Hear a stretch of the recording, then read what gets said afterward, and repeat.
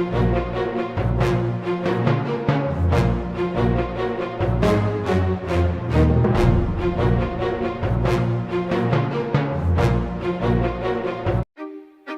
1, The Royal Westnet. It all started with a smaller planet than ours, not terribly far from Earth, but no one could see it. It drifts through our galaxy and around our sun, as small as a piece of dust. The planet is called Galloway, the place where our dreams go. The energy from our dreams flows there, travelling in a mist of glittery dust which makes the planet grow and come to life, with water, land, trees and plants, and a haze of clouds drifting through its atmosphere. The planet seems just like ours, but is it? On the planet of Galloway, drifting through the darkness in its open waters, with candle lights glowing from lanterns on its masts and winds blowing through its sails, there was a tall wooden ship. The Royal Westnet rode the waves with the epic ocean with ease. A small young man scrubbed the deck on his hands and knees, his white shirt covered in grime, blending him into the darkness, though the silver belt buckle of his worn black trousers caught the candlelight. His long blonde hair bobbed as he scrubbed the deck as hard as he could. Sweat poured down his face. "Hills!" someone shouted behind him. "Hills, come on!" A tall, slim figure appeared, wearing a blue hat and a navy blue coat. A yellow strip ran down his right side, indicating his rank. He paused behind Hills, who continued scrubbing. "Hills!" he shouted, jabbing the youth in the back. "Yes," Hills jumped. "I'm sorry, sir. I was in my own world, sir." "Kimmy Hills, it's me. I'm not an officer, I'm a sergeant, and you will call me Sergeant Peng. Come on, boy, it's time to stop. You smell of sweat and you are drenched." Peng helped Kimmy to his feet and walked with him to the stairs that led to the decks below. "How long has it been?" asked Kimmy, leaning on the banister as he struggled to walk. "Too long." Peng guided him down a step at a time. Kimmy made it to his hammock, which gracefully swung from side to side. He finally managed to lie down, using Peng for support and to steadying his moving bed. "Thank you, Sergeant." He rested his head gently on his green pillow and closed his eyes. Peng stood by and looked down at Kimmy's face for a moment. He touched his own, running his finger along a large scar on his left cheek, and sighed before walking away. Where Kimmy slept was dirty and dark. Only 2 or 3 lamps perched on wooden pillars lined the walkway. Hammocks were on every side, swaying in time with the ship. Beneath the hammock lay the weapons, their black coats resting on wooden platforms, and carefully stacked cannonballs patiently waited by their side to load the ship's 24 guns. On the starboard side of the deck stood an old wooden table covered in crumbs and wine stains. Many a drunken sailor had knocked his brew off the side and slumped to sleep on its top, or had stood up too quickly in order to deliver a blow after losing a game of cards. The table could have told a few tales.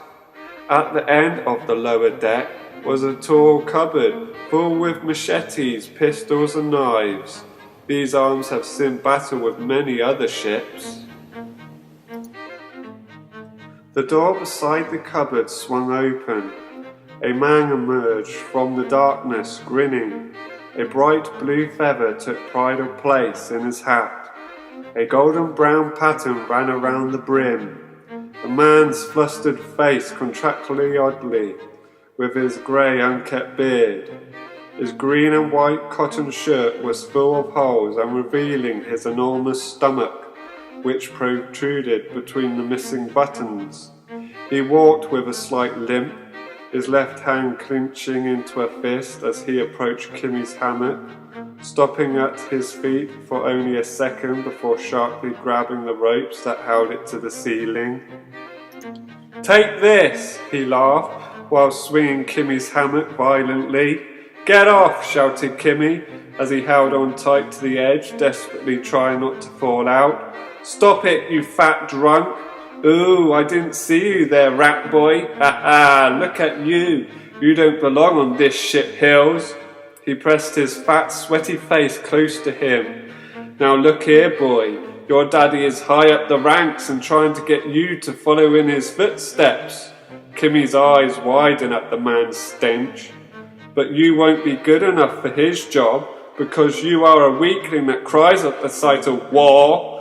Pole, I don't give a damn if my father is the highest rank, but I do give a damn if you ever get there, because you will stink out the council hall with your smell. A thick hand grabbed Kimmy's throat and squeezed. You dare say that? Kimmy gasped for breath as a second hand followed the first. One day soon, Pole shook Kimmy, pulling him from his hammock. I will be the best man of them all, and all the Hills family will kiss my feet clean, but no, instead I'm the cook for the Royal Westneck, instead of the captain of the White Jack. Pole, get off Hills, shouted a voice from the entrance. Oh, sorry, Sergeant, I didn't see him. Pole quickly took his hands off Kimmy's throat. Don't play stupid games with me. Peng walked over to Kimmy. Get up. The captain wants to see you. Whoopie-doo, Mr. Weakling is going to see thin sticks, said Pole. Shut up, Pole, you ungrateful maggot, shouted the sergeant as he and Kimmy walked out onto the upper deck. The captain was indeed a thin fellow, with thin black hair, a narrow face and a mole in the middle of his right cheek. His red boots gleamed and his neatly iron-engraved trousers boasted crisp creases, though they weren't apparent as he sat at his desk in his quarters. Now look here, Kimmy, advised the sergeant as the two walked towards the quarters. Captain Galloway is a dark man. Whatever you do, don't disappoint him. What does he want me for? Asked Kimmy. I don't know, but he has worked with your father while I was fighting in the Battle of Cannes, said the sergeant as he knocked on the door with 3 taps. Kimmy, don't take Pole to heart. He's just a drunk. Course not, replied Kimmy as he entered the room. Kimmy Hills, said Captain Galloway, tapping hit the desk with the palm of his hand, his boots propped up on his desk. He glanced up from some papers to say, I have worked with your father, you know. What a great man he is. Come and sit down. Thank you, sir, said Kimmy as he approached the captain's desk. Kimmy, I want to know why I found you on a small boat out in the middle of nowhere. Yes, sir, I was lost from my ship, the Fortune. I don't think so, said Galloway as he got up. I think you are running from something, but I don't know what. He started to pace behind his desk, his hands behind his back and thumbs twitching. Tell me, Kimmy, what's the secret? There's no secret, sir. I was sent on a training mission. They sent 4 of us out in lifeboats to search the surrounding area. But when we returned, the ship was gone, sir, said Kimmy, staring at the desk. Yet I found only you on your own. Where are the others? Wow, replied Kimmy. I don't know how to explain it. His hands twitching together in his lap. Come on, Kimmy, is it that bad? They were there, sir, and then they were gone. You mean to say they just vanished into thin air? Come on, that's not possible. I know, sir, but I'm telling the truth, pleaded Kimmy, with a hint of panic in his voice. He could see anger lurking in the captain's face. I'm fed up with this. Every time I ask you, it's the same old story, shouted Galloway. He approached the window and stared out at the ocean as it twinkled under the night sky. It appeared to calm him slightly. Kimmy, having worked with your father, I know that he believes you to be the best seaman ever to sail in these waters, but right now I don't believe him. But sir, I'm telling the truth, I'm not lying. Kimmy stood, his eyes fixed on the captain. Galloway turned to face him and snapped his fingers, and in an instant 2 men entered and stood behind Kimmy's chair. Take Hills to the chamber in the storage deck, Galloway demanded as he returned to his desk. Kimmy looked surprised and stared directly into his captain's eyes as the 2 men took him by either arm and dragged him out the door. I'm telling the truth, shouted Kimmy at the top of his lungs, but Galloway ignored him. Please sir, no, he shouted as he disappeared down the stairs. One of the men laughed. The captain hates you, don't he? Maybe he'll find you a nice little island to stick you on. The 2 wrestled Kimmy along a dark, damp corridor. Let me go! Kimmy made his final attempt to free himself from their grasp. Hey, one of the men shouted as Kimmy pulled them down to the ground, having lunged backwards with his fist, smacking them both in the mouth. All 3 toppled backwards, making a loud thump as they hit the deck. Get him, one shouted, as Kimmy jumped up and ran back down the corridor. He reached the door at the end, but the men were already scampering up behind him, their guns out. They fired shot after shot, narrowly missing Kimmy's shoulders and taking chunks out of the wood.